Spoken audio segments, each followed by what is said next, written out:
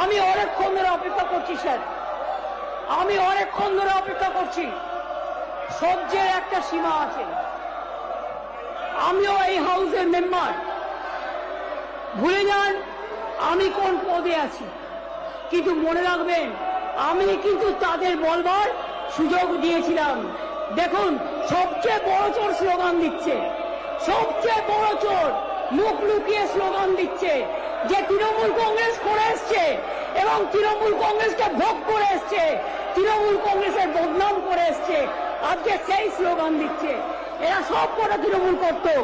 এই যে হাততালি দিচ্ছে তিনিও তৃণমূল করতেন, এই যে স্লোগান দিচ্ছেন মুখ ডেকে ডেকে তিনিও তৃণমূল করতেন, তৃণমূলের থেকে ভোগ করেছেন।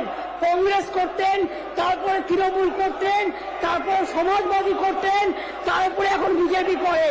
আগামী দিন হয়তো মুসলিম লীগও করতে হবে, আগামী দিন মুসলিম লীগও করবেন, এটাও আমি জানি। আর পাশের যাদের দেখতে পাচ্ছি আমি, তারা প্রত্যেকে তৃণমূলে ছিল। মনে রাখবেন আমি জানি কোন বিধানসভা থেকে কারা তৃণমূল কংগ্রেস করতেন। আজকে টাকার লোভে, টাকা বাঁচানোর লোভে এবং সম্পত্তি করার লোভে, ইডির হাত থেকে রক্ষা পাওয়ার লোভে, সিবিআই থেকে রক্ষা পাওয়ার লোভে আজকে বিজেপি করছেন, এটা আমরা জানি ভালো করে। আগামী দিন বিজেপি থাকবে না। বাংলার মানুষ ইঞ্চিতে ইঞ্চিতে জবাব দেবে, বাংলার মানুষ এর বদলা নেবে রাজনৈতিক ভাবে, সন্ত্রাস করে নয়। আপনারা তো সন্ত্রাস করেন, আমরা সন্ত্রাস করি না। মা মাটি মানুষের দল, মা মাটি মানুষকে ভালোবেসেই লড়ে।